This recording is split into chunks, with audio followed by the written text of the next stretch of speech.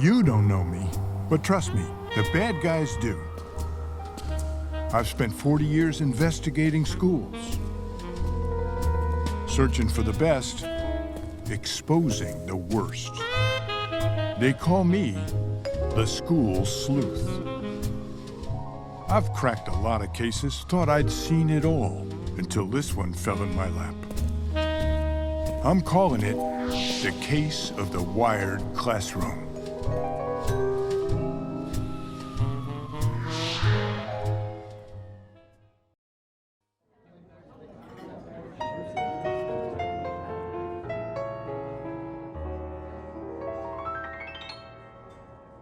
I've been searching as the nights grow longer for the one who'll persevere. Step in, step up, but don't you know it? I've been searching. Well, well, well. Will you take a look at what the cat dragged in? It's been months, Sleuth. Where you been? Keeping busy, but I got a great story to tell you. Oh, yeah? It must be my lucky night. Lay it on me. It all started right here, maybe 6, 7 months ago. I was sitting in the back of the room, just minding my own business. Hey, Sleuth, we need some answers. A whole bunch of parents came pouring in. Hold on, one at a time, one at a time. Our district is about to dump a ton of technology into schools, and I want to know why. Are they trying to replace the teachers? Look, kids already spend too much time in front of screens. Why do we need computers in the classroom? You think they're gonna learn more from a machine? Take a look at this. Everybody's going to a big show in Atlanta to spend our money on what? Our children's future is at stake. We need you, Sleuth. Please, go to Atlanta and find out the truth.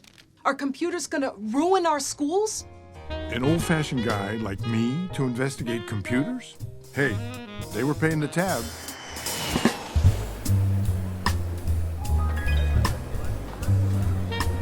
You should have seen it. 16,000 people flocked to Atlanta. Hundreds of booths, lots of high-tech gadgets. And it was all for sale. I don't understand the physics behind what goes on. We know that the market for just education software is, last year it was about $8 billion. Did you get that? $8 billion? It looked to me like everybody wanted a piece of that pie. It's an amazing K-8 learning platform. The project-based learning app. It's an incredibly elegant solution. It's highly personalized. I met educators hungry for the latest and greatest. More technology. Touchscreen monitors. Lego, education. iPads. Electronic portfolios. Google for education. Skype sessions or Google Hangouts. It's overwhelming. And I tell you, the pressure was on to buy. We're in the middle of a shift to a digital world, a digital ecosystem, and so we in LA don't want to be behind. But moving too fast might not be a good idea. You saw those news reports? In the LA Unified Schools iPad controversy, hundreds of high school students have figured out a way to hack their school-issued iPads. Let me tell you what happened. John Daisy, the district superintendent, planned to spend $1 billion on technology, including iPads for every student, without enough training for teachers. When his deal with Apple became public, Daisy was forced to resign, leaving the district to pick up the pieces. So what's the lesson of Los Angeles? Well, the last thing that a school district should be doing is going out and trying to make a decision on whether they should have Chromebooks or laptops or iPads or tablets. That's the wrong question to start with. That's Susan Patrick. She works for a nonprofit outfit that gives school districts the lowdown on technology. Technology is just a tool, right? So it has to come along with rethinking what you want to deliver for kids. I was making progress. Now I knew that some school districts were trigger-happy, spending money on technology without a clue. But I needed to know more. What are schools doing with these high-tech tools? So I called my sources, told them I was looking to visit the highest high-tech school of all. And they sent me here. There you go. Very good. Is everybody in your class today? Yeah. I met this kid. He's in 2nd grade, takes all his classes at home on a computer. And you're not going to believe it, but we got 315,000 more students just like him. 315,000. We got 14 states that don't have that many students. We're working with some higher numbers here. Looked to me like computers were turning people's homes into classrooms. Some kids never even leave their bedrooms. Teachers work from an office or their home. Austin, help me out. It would be 12 and 15. Very good, that's perfect. They can be anywhere in the country. I've had teachers in Florida, I've had teachers in Pittsburgh. They call this cyber school or virtual school. Found out families choose these schools for a lot of reasons. Maybe their kids have special needs. Maybe they've been bullied. Some just want to try something different. Cyber school is sort of a leveling. It is like the great equalizer in education. This guy, Nick Trombetta, started PA Cyber in 2000. Now it has about 10,000 students, making it one of the biggest cyber schools in the U.S. For kids who are trapped in schools that don't have many choices or bad choices, cyber schools are necessary. I'm going to be popping through the groups, checking to see how everything's going, and just work Like most of these virtual schools, PA Cyber is a charter school. You know, it's a public school, gets taxpayer dough, but privately run. Trombetta told me all about it. No matter who you are, where you live, you're going to get the same quality of service. That's right. Yeah, as long as everything works. It's the teachers. I think one of the most common problems would be the technology. You can't get connected. Something goes down. Sorry about that.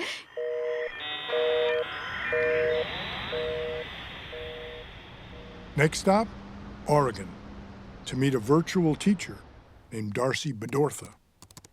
She works from home for the biggest cyber school company of all, K-12. They've got 70 schools and 120,000 students nationwide. Now, K-12 is set up to make money. It's traded on the stock exchange. Turns out, 70% of cyber students go to these for-profit charter schools. Good morning, everybody. Bedortha told me that even when the technology is working, it's still a big challenge trying to teach 425 students online. All I see is their name in the chat box, and so if they're not actively chatting, I have no idea what they're doing because I can't see them. Nah, nobody's typing, so I'm guessing that... You have to be disciplined to do it. Extremely disciplined. Like, if you're not disciplined and you have no desire to learn, then there's no point in doing cyber school. Sad to say, it wasn't a good fit for that 11th grader. After just 2 months in cyber school, he was back at his regular high school. I found out that's called churning. And guess what?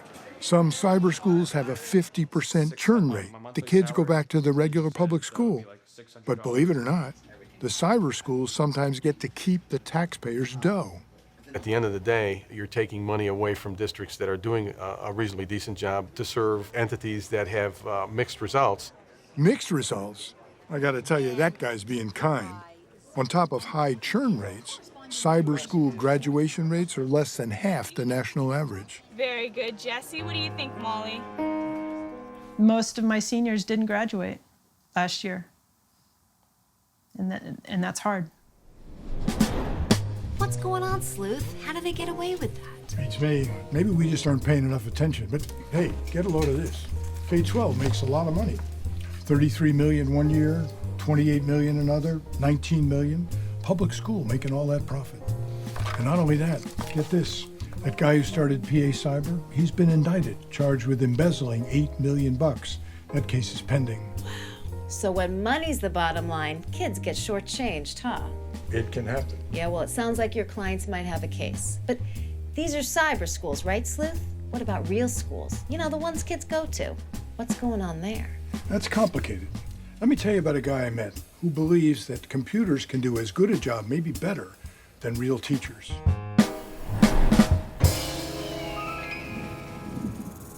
Way out in Yuma, Arizona, I met up with Rick Ogston. I believe, and it is my goal, to get the majority of our students to complete their high school curriculum, all their credits, by 10th grade. Yeah, hold on. 4 years of high school in just 2 years? How's he plan to get away with that? I'm trying to tell you. He calls his school Carpe Diem, Sees the day. He's got 220 students and even more computers. We're in innovative time, and it's time for people not to try to just clone each other, but to truly innovate and try new things, try new blends. Blending, that's what he's doing, mixing teachers and computers. So you guys are going to be professional just like lawyers and write a closing statement that is very persuasive. Students spend part of the day with teachers. You got it. But most of the time, they're in this room in front of screens. I tell you, sure looked to me like computers were replacing teachers. I wondered what the kids were doing. The computer gives them all the basic facts, okay? They're learning facts. They're learning hardcore facts. There's a certain amount of work that's fed them each day, and they must do that work. Let me know when you reach your goal, okay? Awesome.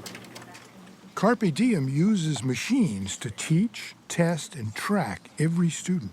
The computer, not a teacher, tells students what to do next. I asked a kid to show me how it worked.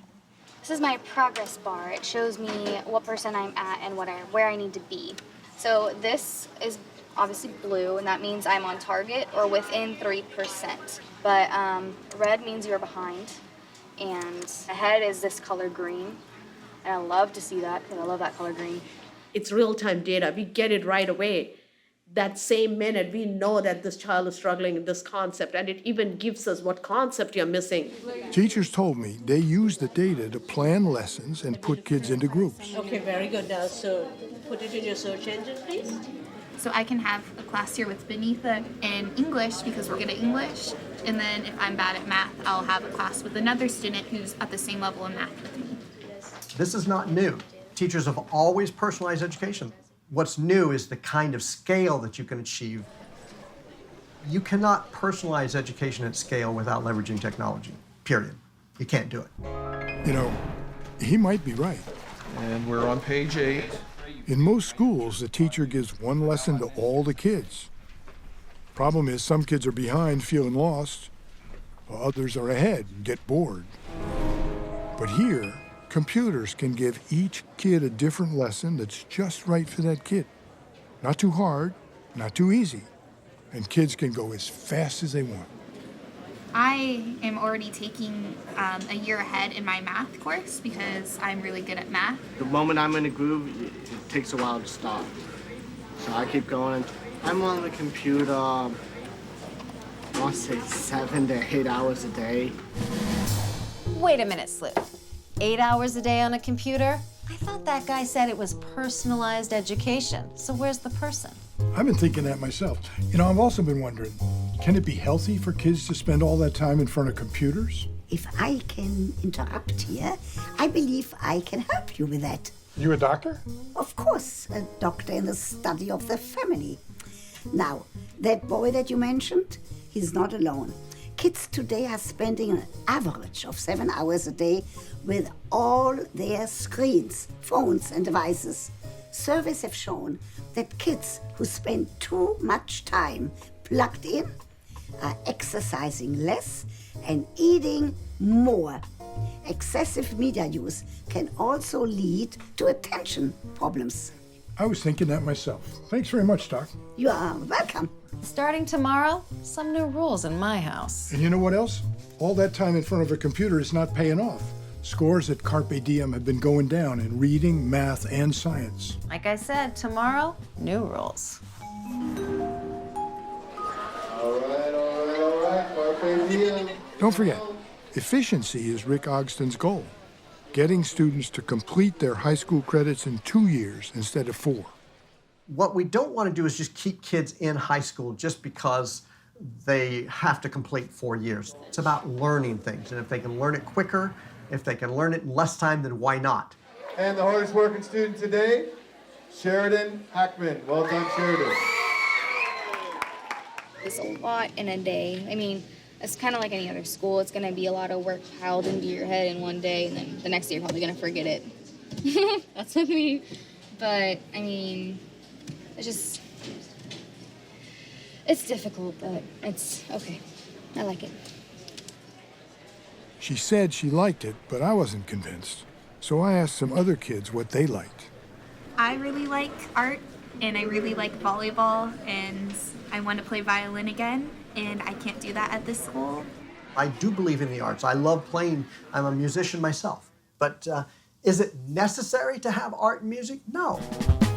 No art or music? No team sports? What's going on? Follow the money. If you don't need art or music credits to graduate, then the school doesn't have to hire those teachers. Most schools that size would have at least 10 teachers. Carpe Diem has 4. That saves them a bundle of dough. I mean, computers are a lot cheaper than humans. Aha, so your clients were right to be upset. Computers are replacing teachers. Maybe so, but I needed to talk to somebody who knew more than I did. More than you, Sleuth? Impossible.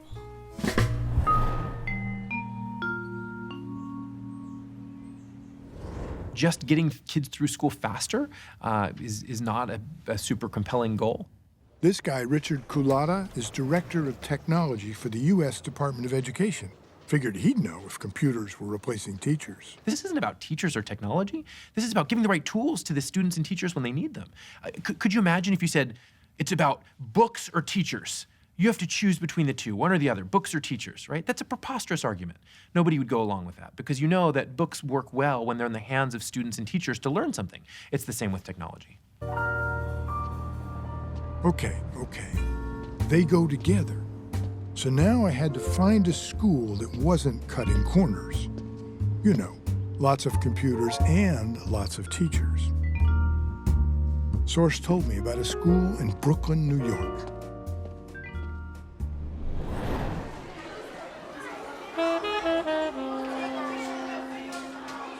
My informant said it's a typical middle school.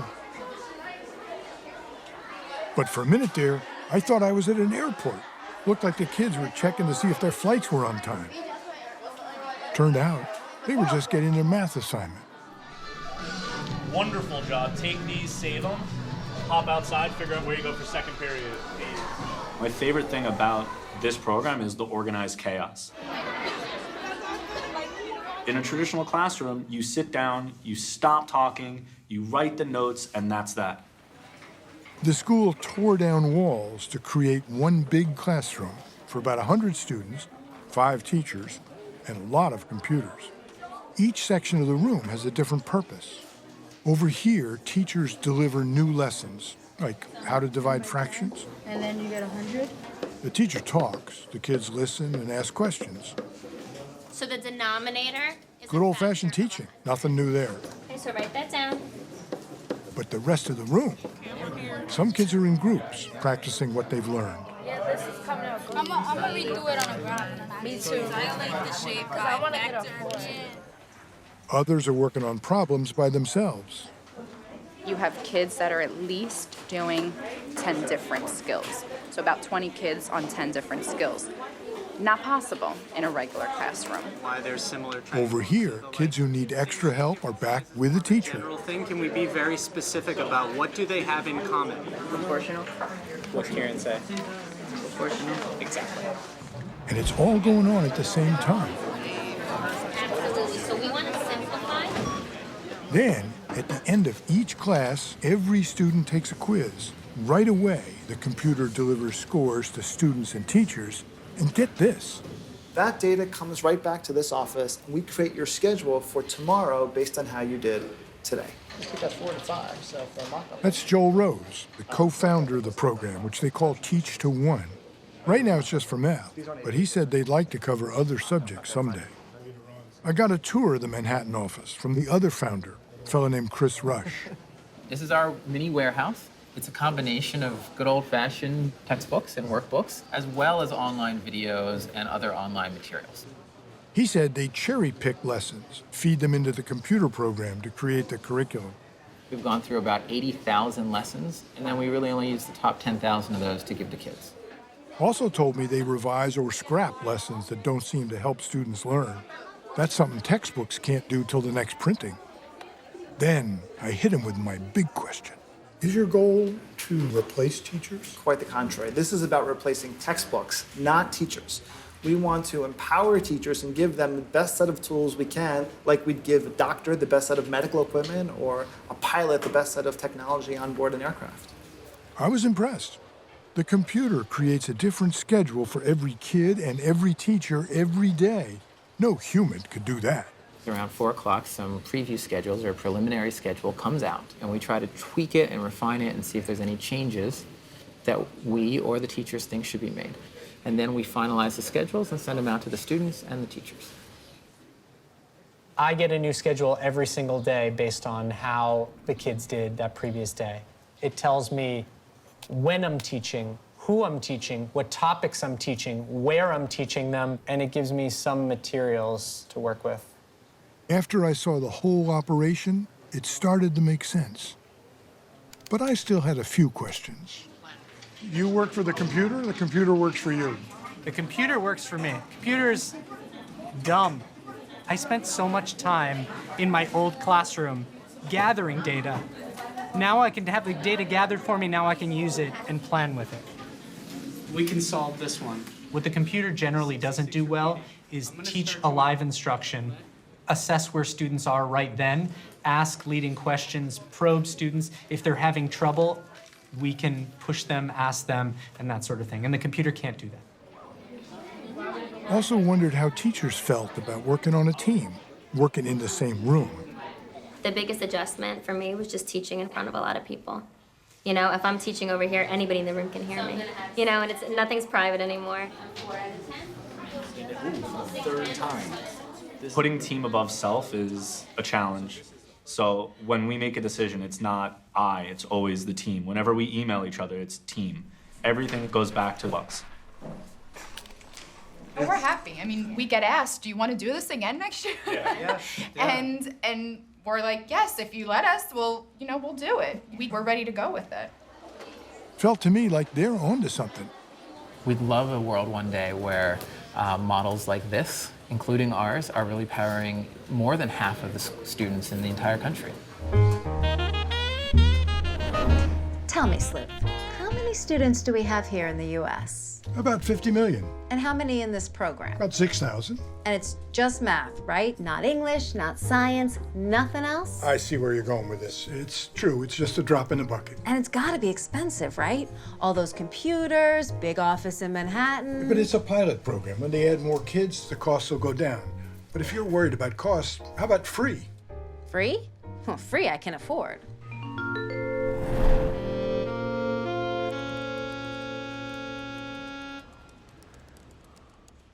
Our mission statement is a free world-class education for anyone, anywhere. Exactly. This guy, Sal Khan, is a digital learning pioneer.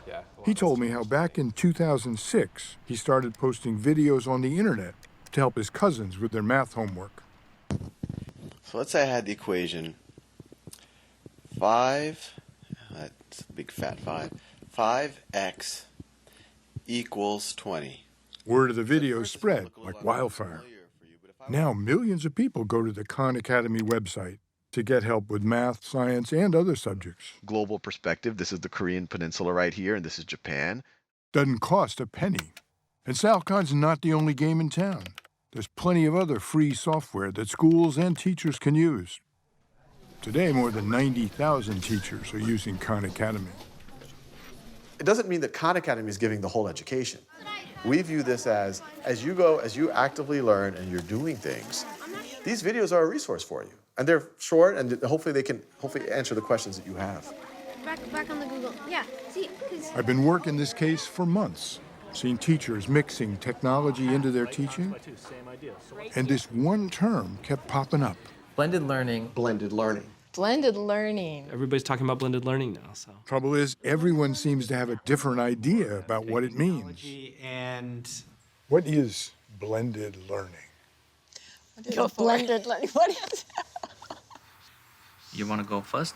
It's a term that kind of probably is what we were always doing anyway. Experiential. Is there a term like that? Experiential. There is the flipping. I think it kind of crosses many subjects together. Is that what blended learning is? You know, you both flunked. I know. You're completely wrong. We have to go back to kindergarten. Yeah. Maybe Sal Khan could straighten it out for me.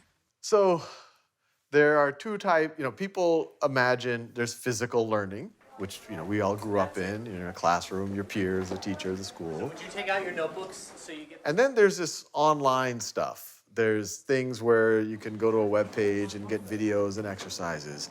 And sometimes people try to create a tension between the two, where they say, hey, is this Amazon.com versus Barnes & Noble's? And blended learning is like, no. It's not about that. It's about leveraging the best of both and blending them together so that you can leverage technology where technology is appropriate for students to get things on demand, to be able to get data, to get feedback in real time. But then that liberates the classroom, Because it's X. freeing up humans to do what humans are good at, which is forming bonds, relationships, doing more creative activities. Blending, huh? Well, I could tell you a thing or two about that. Blends that work, gin and tonic. Blends that don't, beer and tonic. So, you ever find the perfect blend? I saw stuff that would drive a man to drink.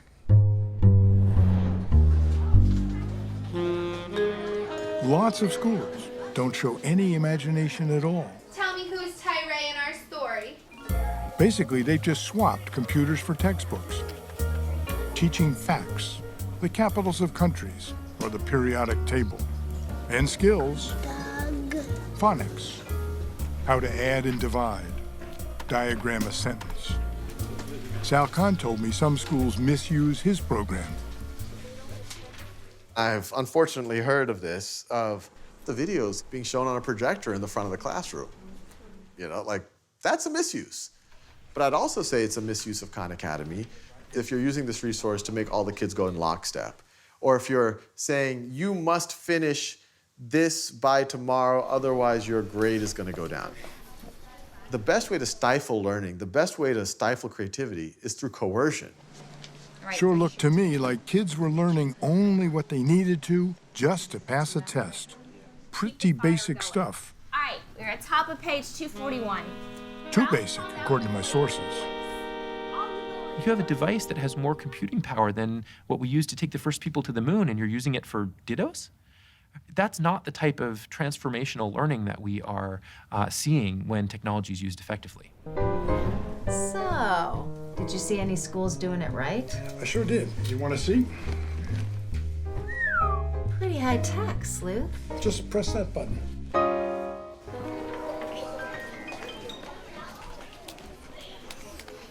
As you're researching, if there's anything you'd like to ask Faith or the other kids, you can write that down too. If a new These question third graders are getting ready to go on a field trip. A virtual field trip. Yes. We study culture around the world, and rather than me telling the kids different tidbits of information, the kids have access to people live. We're going to ask a few more questions, if that's okay with you. I'm ready for them. Okay, good. John Marco, can you ask your question? Can you teach us some words in Uganda? How are you in Uganda? It's called Oriotia. Can we sing a song for you? Yes, I am excited.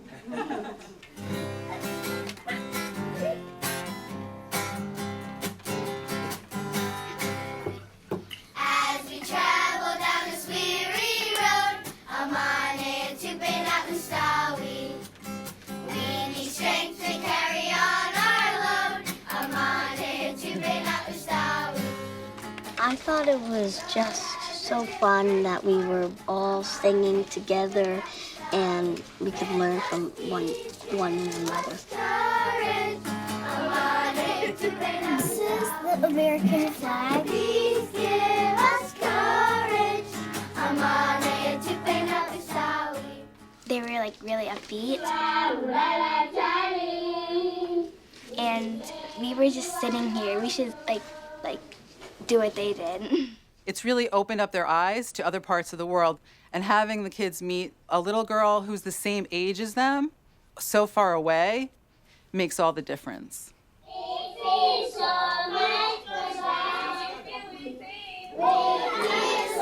much closer. Look louder, one last time. We feel so much closer. Aww. Thank you. So nice. feeling it, Sleuth. Technology lets kids explore the world. Exactly. Now, push that next button. Experts make evident that armed police officers should be in schools. When I saw these sixth graders in New Jersey having a debate, I thought, big deal. Nothing new about that. Anti-bullying laws Until I realized their opponents were 50 miles away. We know that the job of a police officer is to enforce the law, but in school, we're talking about kids, not criminals. Everyone was connected by technology. And we are here to The judges, some experts, other students from around the U.S. and Canada. I'm Alex Amato. Security guards do the same thing, and their hourly wage is only $13.10. We thought it'd just be like a debate in our class. And then we found out that we were like going against another school. We'll have the conferral period for South Orange Middle. You have 1 minute. I was kind of shocked and a little nervous. But also like, it seemed like it'd make it more like fun and interesting. So just think, can you really compare money to the safety of our students? In the past, I had my kids just debating against one another. But when you have them debating against someone they don't know, there's that little level of competition that comes into play. It makes kids rise to a level that you're not used to seeing them at. We are looking for a sense of community in our schools. And then have judges from around the U.S. and Canada watching them. It raises the stakes. You guys really stepped up and you presented both sides clearly, effectively. A lot to like here, Sleuth, but... I hear you. I'm just getting to the good part. One of the things I am most excited about the role that technology can play is it creates creators. It takes students away from being passive soaker-uppers of stuff that we tell them to being creators, to building and designing and just being incredibly involved in the subjects that they're exploring. Let me show you what he means. Check this out. What you love about her. Remember making a card for your mom on Mother's Day, the old-fashioned way? And so the fourth graders have been practicing with the app. Well, that's gone high-tech. You like this? And make sure you look at The kids are so excited. They love technology. It just totally engages them. This teacher had fourth graders teaching her kindergartners. So you say what you want to say, And it'll be just like you talking to her in real life. okay? Can you tell your mommy good things? Okay. Ready? Happy Mother's Day. Bye, Isabel. Sometimes you get discouraged because I am so small and I always leave my fingerprints on furniture and walls, but every day I'm growing up and soon I'll be so tall. 3. Go to a marker right here. Write down in pen here, okay? So here's a special hint. Okay, so let's use this one. So that you can say, this is how my fingers look when I place them here today. Perfect. So, this is what you did. Happy Mother's Day, Mom. I love you. That's great stuff, Sleuth. Kids working together, getting the hang of technology. Not just doing what a machine told them to do, they're calling the shots. Right, and that takes a special kind of teacher. You find any of them? I did some serious sleuthing. Ended up in Quakertown, Pennsylvania. All right, guys and girls, when you're in the Padlet, please don't click on anybody else. You know, I used to be up here PowerPointing and sharing information and copy this down in your notebooks because you need to learn this. And I'm thinking, looking back, they didn't learn that stuff. You know, they never interacted with it. They never did anything with it. They memorized it for a test. Sean Strom doesn't teach that way anymore. Now he encourages his social studies class to explore big ideas. Describe in your own words, what is a civilization? Okay, you've been doing some work on this for about a week and a half. Write your own definition in your own words. What do you think it is? When I was there, he challenged his sixth graders to design an ideal civilization. Their vision, not his. It was very creative. It wasn't like you have to do this and this. You could flow out and like think outside of the box. Mr. Storm gives us an idea and we usually just like build off of that. Yeah, it was fun. Okay. I told them, you have the opportunity to create something that doesn't exist. So however you do that, that's up to you. He wasn't kidding. He let the kids use their own cell phones, tablets, video games. They have technology in every part of their lives, and then all of a sudden they come to school and we're going to take it away. This is great. In my opinion, it's about trying to find that thing where the kid can connect. As far as I could tell, only a few kids got distracted, and then just for a minute or two. Most of them took the job of creating a civilization very seriously. If it's not open time, then just go back to this and just go through these a little fast. Do you farm or? Yeah. This is the farm right here. And then these are our top 5 laws written in our language. 2, no drinking under the age of 20. This is what put us on the map. We have cars that run on water. I could do it from a computer at my house if I needed to, and we can all work on it together. It's all there in one piece, but it can go everywhere. All right, guys, girls, you're going to go out to the next group that you haven't been to. Keep moving to the right. So far, I'd seen a teacher here, a teacher there, who embraced technology, eager to let kids have more control over their learning. Then I started wondering, could that happen in an entire school district? I kept searching. Ended up in Los Altos, California. District has 9 schools. I investigated.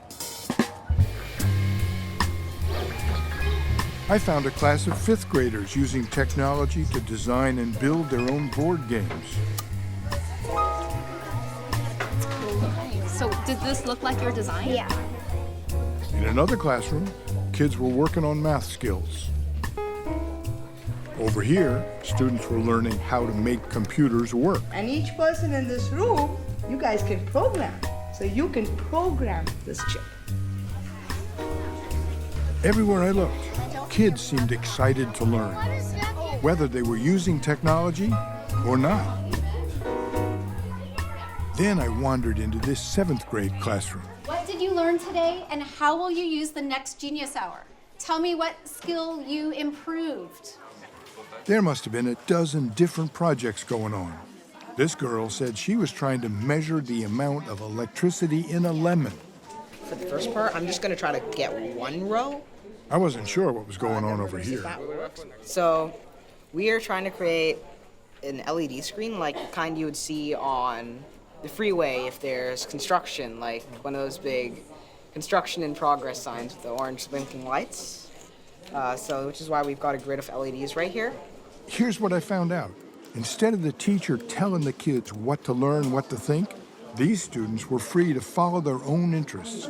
I'm not soldering anything. We wanted to learn how to do this, so we're learning how to do it by trying to do it ourselves.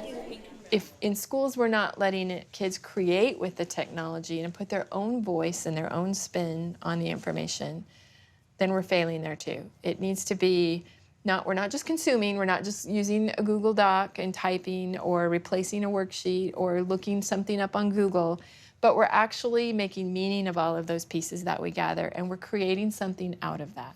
We're creating something out of our own understanding of that.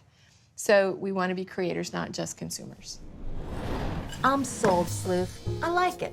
Kids as creators, not consumers. Computers aren't ruining schools. They can make them better. Case closed, right? Nice job, Sleuth. Not so fast. You missed an important clue. I did? What did I miss?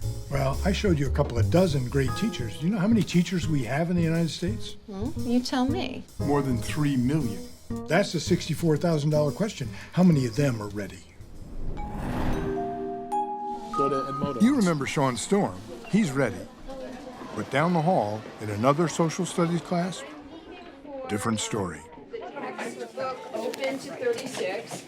Could you real quickly with your finger trace over the Babylonian Empire, please? I'll tell you, I was scared to death last year because that smartboard was looking at me every day, and I thought, what am I doing with that thing? You're back in on 37 and should be looking at the map on 36. Truth be told, I met lots of teachers who could relate to what Barbara Kirby was feeling. I was really nervous. I'm really nervous. I'm a little worried. I worried about how a lot changes. Too much screen time. I'm never going to get a break. It's difficult. Will it be the age of technology? This is a shift. It's a big shift in how we learn. And so we need to make sure we're supporting teachers who are in service, in practice, who may not know how to use technology effectively. Well, that may be easier said than done.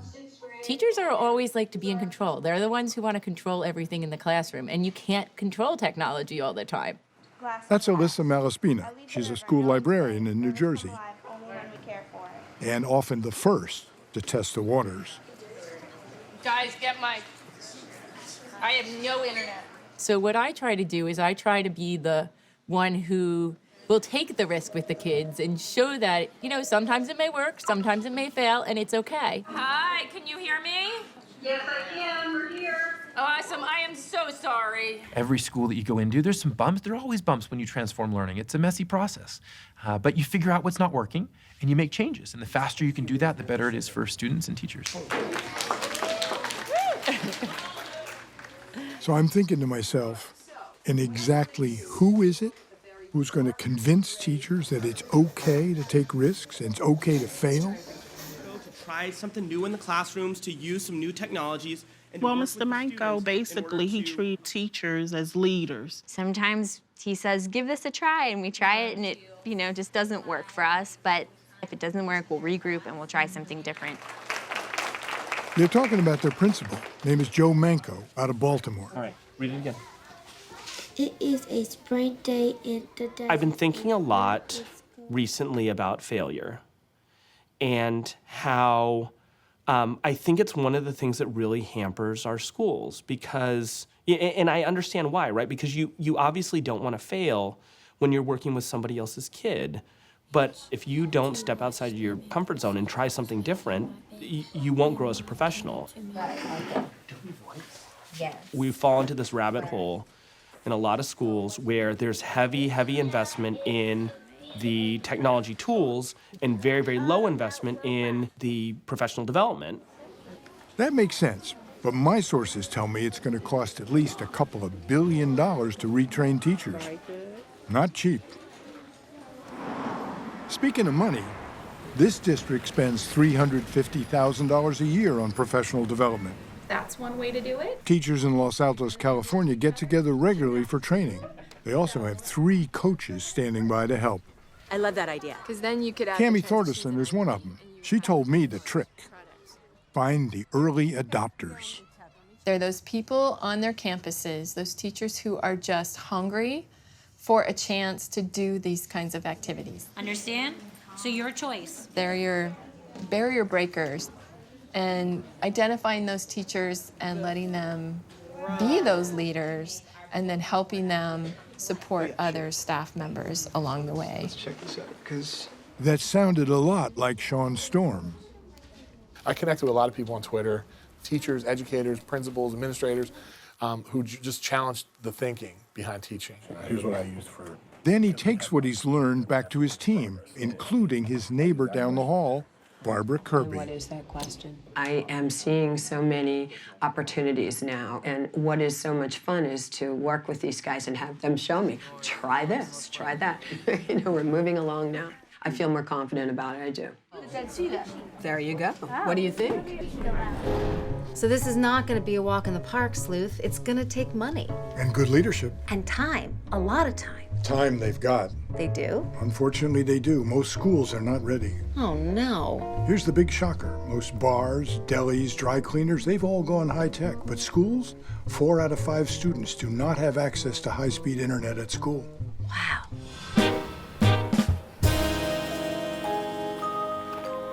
I did some digging. School districts everywhere scrambling, trying to keep up. Like these guys in Bakersfield, California. So this cable here, probably half a dozen students could be watching a video at any one time off of the internet. Most schools have low-tech cables like that. And believe me, it shows. How many of you are now where you need to be? You're at Renaissance Place, you're getting ready to take it. Okay, so I've got 2, that's it? I don't have an H key. What's going on? Once we switch over to the fiber, now it could be 1,000 students or more, and at some point in time in the future, even double or triple or quadruple that amount. Where does the Bakersfield is pretty much starting from scratch. Fiber is out here. We're going through a lot of infrastructure upgrades, adding wireless devices in each classroom, upgrading what is our bandwidth, modernizing the buildings and construction, both structural, mechanical, and electrical. We'll make sure that it's at the right time. It's taken basically 2 years of planning and about $500,000 in this phase of construction. And this is just phase one. The laptop tables, right? The biggest challenge is going to be funding. And not just funding to actually put it in place in year one, but to be able to maintain it in year 2, 3, and beyond. Because technology really has a lifespan of about 3 years, 5 years max. And so when it takes 2 to 3 years to upgrade, it means that you're always going to be 2 to 3 to 5 years behind. So who's going to pay for that? The federal government has promised to put up about $4 billion a year, but that's just for high-speed internet. Schools are going to need more. How much more? Some say as much as $20 billion over the next couple of years. Sleuth, that's a ton of money. Well, think of it this way. It's only a couple $100 per kid. I spend at least that much taking care of my dog. Yeah, maybe so, but you told me that teachers aren't trained and schools aren't wired. I gotta be honest with you, Sleuth. I'm not seeing the light at the end of this tunnel. Okay. It's hard. One more story. ¿Qué tan importante es para ti que yo me gradué de la high school? No, pues eso es lo que son mis sueños, pues. Son mis sueños que darte lo que pueda y que sigas para adelante. Pero ¿qué tan importante es?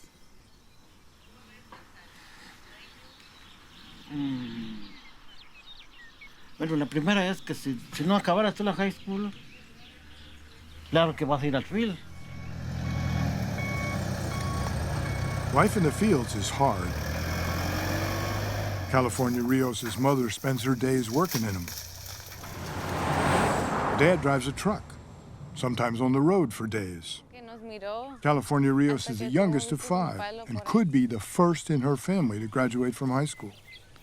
I just want to be somebody different in my family and be a role model for my younger nieces and nephews because, I mean, they don't have that role model as of right now that went off to college and they did better for themselves. So I want to be that role model for them. But the odds were not in her favor. We had very, very low performing schools for decades, okay? And it became accepted as it's okay. This is the way that it's okay that have a very few high achieving learners and everybody else is very, very low achieving. Tom Rooney, Lindsay's school superintendent, told me just how bad things were. I couldn't believe it. 9 out of our 10 valedictorians took remedial courses when they got to college. 9 out of the 10 of the smartest kids in this town, the smartest kids in our district, the very best we had, went to college and they weren't ready for college. So in 2009, they went all in, changed everything.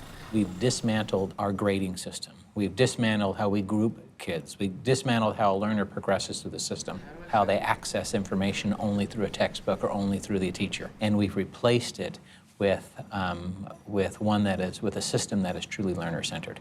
What are you interested in doing after school? Electronics. Electronics. So you could look at someone in the field of electronics. The idea was for kids to follow their interests, have more control over what they learned, and use technology to do it. Lindsay's schools had a plan. Wire classrooms, train teachers. Control C. Now kids are taking classes in more high-tech stuff like computer science, engineering, video production, on the beat.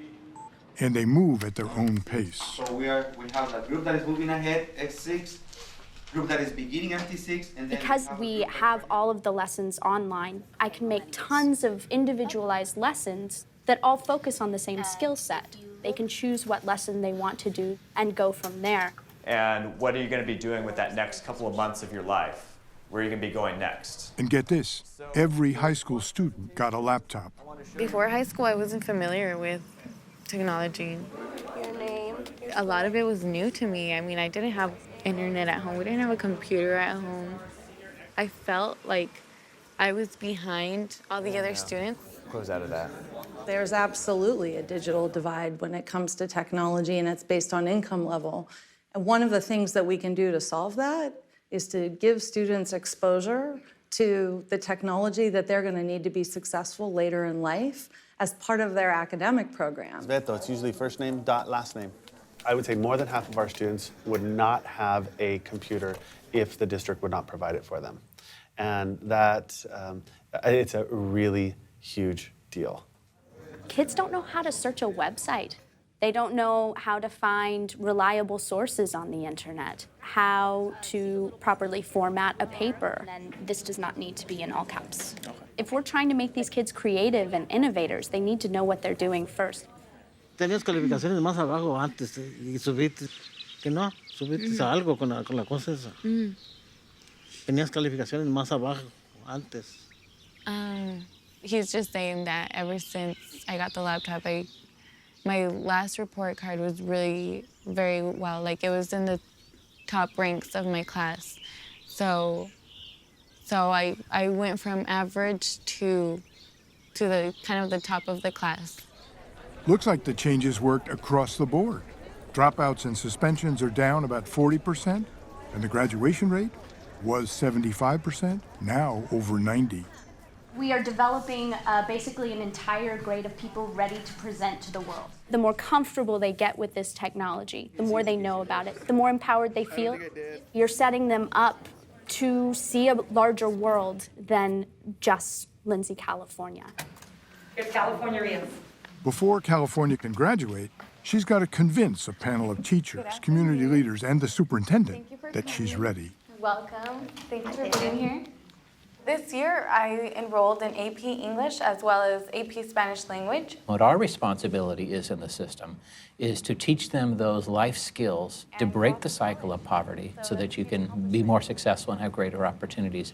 The image that I chose to represent me was this handprint because I want to leave a mark, whether that's in my family, in society, in my career, or just in life.